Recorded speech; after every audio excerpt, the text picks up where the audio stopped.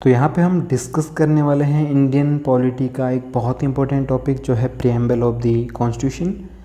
और ये बहुत इंपॉर्टेंट टॉपिक है क्योंकि बहुत बार इससे क्वेश्चन पूछे गए हैं और लोगों को लगता है कि जस्ट एक सिंपल सा छोटा सा पैराग्राफ है, बट नहीं, प्रीएम्बल एक बहुत इंपॉर्टेंट चीज़ है इंडियन कॉन्स्टिट्यूशन को समझने के लिए। ये पूरा इंडियन कॉन्स्टिट्यूशन का एक पूरा समरी है एक तरीके से, आपको इसे बहुत डीपली और स्टडी करना चाहिए इसको अच्छे से। तो यहाँ पे टेक्स्ट मैंने लगा रखा है, इसका इमेज है, आप इसको रीड कर सकते हैं अगर रीड करना चाहें। और अब हम इसके बारे में डिस्कस करते हैं। तो सबसे पहली क्वेश्चन ये आता है कि हमको इसका आइडिया कहाँ से आया है। तो ये हमने यूएसए से अडॉप्ट किया है, यूएसए से इंस्पायर होके, क्योंकि यूएसए में पहली बार प्रीएम्बल लगा था कॉन्स्टिट्यूशन में। और एक इस चीज़ पे बेस है, ये ऑब्जेक्टिव रेजोल्यूशन एक हुआ था, दिया था पंडित जवाहरलाल नेहरू ने दिसंबर 13, 1946 को। जब हम कॉन्स्टिट्यूशन बनाना शुरुआत करने वाले थे तो उन्होंने ऑब्जेक्टिव दिए थे इंडियन कॉन्स्टिट्यूशन के कि हम क्या बनाने वाले हैं। तो उस चीज़ पे बेस्ड है ये। और इसे ड्राफ्ट और इसे रिप्रेजेंट किसने किया था असेंबली में, ये थे पंडित नेहरू। उन्होंने इसको सबके सामने रिप्रेजेंट किया था। तो यहाँ पे इसे अडॉप्ट कब किया गया, 26 नवंबर 1949, जिस दिन हमारा कॉन्स्टिट्यूशन को अडॉप्ट किया गया था उसी दिन इसे भी उसमें लगाया गया। अब क्वेश्चन ये आता है कि ये हमें क्या शो करता है, मतलब इसका इंपॉर्टेंस क्या है, रिलेवेंस क्या है। तो ये बहुत सारी चीज़ों का आंसर देता है हमारे।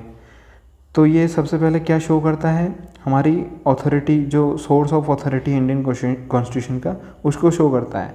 तो यहाँ पे साफ साफ हमारे कॉन्स्टिट्यूशन में लिखा है कि जो पीपल ऑफ इंडिया है वो इसका सोर्स ऑफ अथॉरिटी है, ठीक है।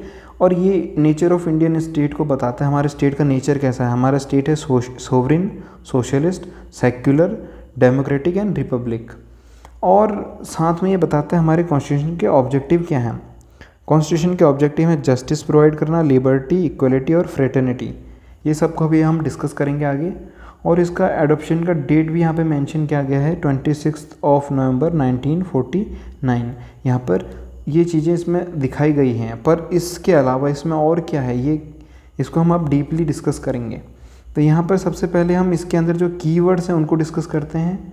तो यहाँ पे फर्स्ट कीवर्ड जो हमें देखने को मिलता है वो है सोवरिन।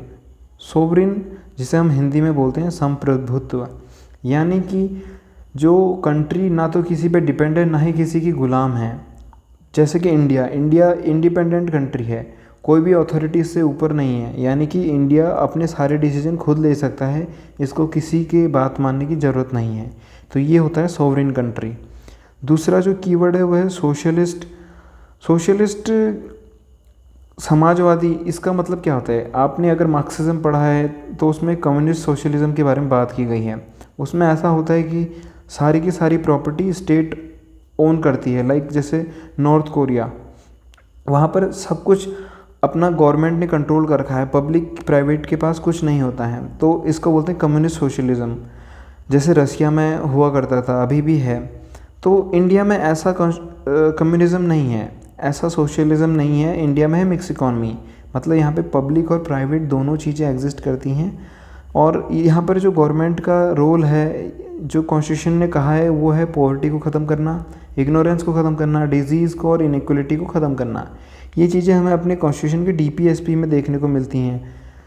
अगर आप डीपीएसपी पढ़ेंगे तो वहाँ पे आपको पता चलेगा कि किस तरीके से हम एक सोशलिस्ट कंट्री की तरह बिहेव करते हैं। सेक्युलर अगला कीवर्ड है, इसका मतलब होता है धर्मनिरपेक्ष। धर्मनिरपेक्ष का मतलब क्या होता है कि ये कोई भी रिलीजन को अपना ऑफिशियल रिलीजन नहीं बनाएगा, सबको बराबर मानेगा। इंडिया में जो सेक्युलरिज्म है वो पॉजिटिव सेक्युलरिज्म है। मतलब क्या है इसका, कि जो वेस्टर्न कंट्रीज़ हैं वो अपने आप को रिलीजन से अलग कर लेती हैं, पर इंडियन कॉन्स्टिट्यूशन या इंडियन जो कंट्री है इंडिया, वो अपने आप को रिलीजन से अलग नहीं करती, बल्कि सब रिलीजन को बराबर मानती है और उनको इक्वल सपोर्ट देती है जब भी उन्हें ज़रूरत पड़ती है। आप आर्टिकल 25 से लेकर आर्टिकल 28, उसमें ये सारी चीज़ें आपको देखने को मिलेंगी कि किस तरीके से स्टेट आपको फ्रीडम देती है और कैसे आपको इक्वली ट्रीट करती है। अगला जो हमें जो कीवर्ड डिस्कस करना है वो है डेमोक्रेटिक, ठीक है, लोकतंत्रात्मक। इसका मतलब क्या होता है, इसका मतलब होता है पॉपुलर सोवरेनिटी, यानी कि जहाँ पर जो अथॉरिटी होती है वो पीपल के हाथ में होती है, यानी लोगों के हाथ में होती है, उसे बोलते हैं हम पॉपुलर सोवरेनिटी यानी डेमोक्रेसी। और इंडिया में जो डेमोक्रेसी है वो रिप्रेजेंटेटिव है, मतलब यहाँ पे हम अपने रिप्रेजेंटेटिव को इलेक्ट करते हैं, लाइक प्राइम मिनिस्टर हो गया, एमपी हो गया, एमएलए हो गया। और यहाँ पर जो डेमोक्रेसी है वो सिर्फ पॉलिटिकल नहीं है बल्कि सोशल भी है और इकोनॉमिकल भी है। अब अगला जो कीवर्ड है वो है रिपब्लिक। रिपब्लिक का मतलब क्या होता है, देखो कंट्रीज़ दो टाइप की होती हैं, स्टेट दो टाइप के होते हैं, एक होते हैं मोनार्की और एक होते हैं अपना रिपब्लिक। मोनार्क में क्या होता है कि उसके हेड जैसे किंग या क्वीन होते हैं, लेकिन इंडिया में जो हेड ऑफ स्टेट होता है यानी प्रेसिडेंट, उसे इलेक्ट किया जाता है, तो इसलिए इंडिया एक रिपब्लिक कंट्री है। जबकि ब्रिटेन जहाँ पे किंग या क्वीन होते हैं वो एक रिपब्लिक कंट्री नहीं है। अब जस्टिस, यहाँ पे जस्टिस की बात की गई है। जस्टिस किस किस टाइप का, सोशल जस्टिस, इकोनॉमिकल जस्टिस और पॉलिटिकल जस्टिस। ये चीज़ें हमें कहाँ देखने को मिलती हैं, फंडामेंटल राइट में और डीपीएसपी में, ठीक है। पॉलिटिकल जस्टिस और ये सब हमको हमारे फंडामेंटल राइट्स और डीपीएसपी में इतने हमें अधिकार दिए गए हैं, ये सब हमें वहाँ जस्टिस मिलता है। अब उसके अलावा जो अगले कीवर्ड्स हैं उनके बारे में हम डिस्कस कर लेते हैं। यहाँ पे जो नेक्स्ट कीवर्ड है लिबर्टी, इसका मतलब होता है फ्रीडम यानी स्वतंत्रता। पर किस चीज़ की स्वतंत्रता, आपके विचारों की, आपके एक्सप्रेशंस की, आपके अभिव्यक्ति की, आपकी बिलीफ, आपका फेथ, आपका क्या विश्वास है, आपकी जो वर्शिप जो करते हैं, वो सब आपको उसकी फ्रीडम है। ये चीज़ें हमें कहाँ देखने को मिलती है, फंडामेंटल राइट में। अगला जो कीवर्ड है वो है इक्वलिटी। इक्वलिटी का मतलब क्या होता है कि सबको बराबर समझना, किसी को कोई स्पेशल प्रिविलेज नहीं मिलना, इसका मतलब होता है इक्वलिटी। और इंडियन प्रियम्बल में लिखा है equality of status and opportunity, यानी यहाँ पर सबको बराबर अपॉर्चुनिटी मिलेगा, बराबर स्टेटस मिलेगा। ये आर्टिकल 14 से लेकर 18 तक में हमको राइट टू इक्वलिटी में ये चीज़ें देखने को मिलती हैं। अगला जो कीवर्ड है फ्रेटर्निटी। फ्रेटर्निटी का मतलब होता है बंधुता, यानी जहाँ पर बंधुता का मतलब होता है सेंस ऑफ ब्रदरहुड यानी भाईचारे की भावना, और जहाँ पे हर एक का सम्मान किया जाए।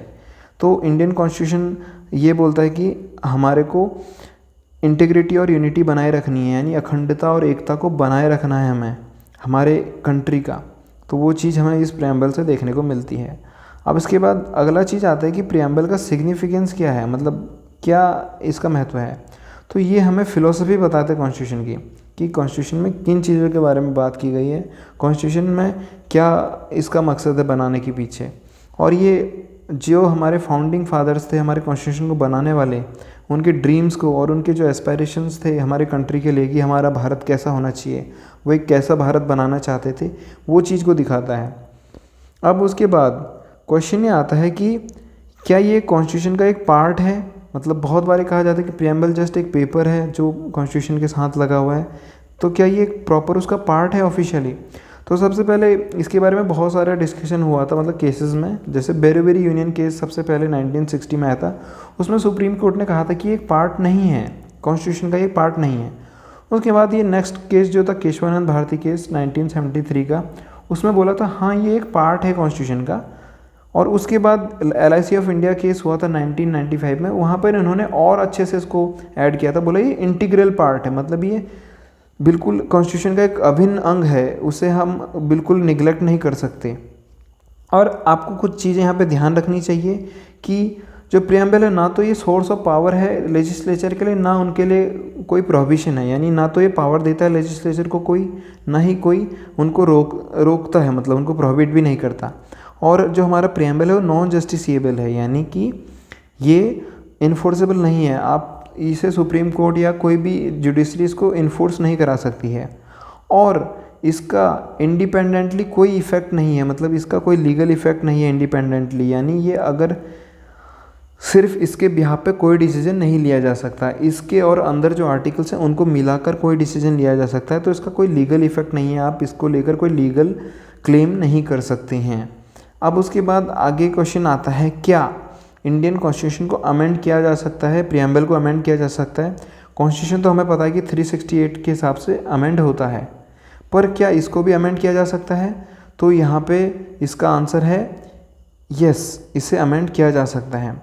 तो क्या इसको आज तक कभी अमेंड किया गया? हाँ, एक बार किया गया था, कब? जब 42nd अमेंडमेंट एक्ट आया था 1976 में, तो यहाँ पे इसे अमेंड किया गया था। क्या अमेंडमेंट किए गए थे इसमें सोशलिस्ट, सेक्युलर और इंटीग्रिटी जो वर्ड हैं उन्हें ऐड किया गया था।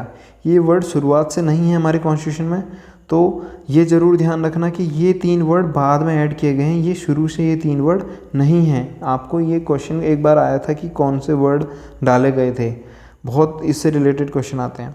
और ये जो अभी हमने प्रीएम्बल के बारे में कंप्लीट डिस्कशन किया, इसकी जो PDF है वो टेलीग्राम चैनल पे अवेलेबल है, और उसका लिंक जो है वो डिस्क्रिप्शन में अवेलेबल है, तो आप वहाँ से उसे क्लिक कर सकते हैं, या फिर ये सर्च कर सकते हैं अपना टेलीग्राम पे, आपको ये चैनल मिल जाएगा और वहाँ पे आपको सारे नोट्स मिल जाएंगे। और भी इम्पोर्टेंट टॉपिक्स के बारे में हम वीडियोस बनाने वाले हैं, तो आप चैनल को ज्वाइन कर लीजिए। मिलते हैं किसी अगले वीडियो में।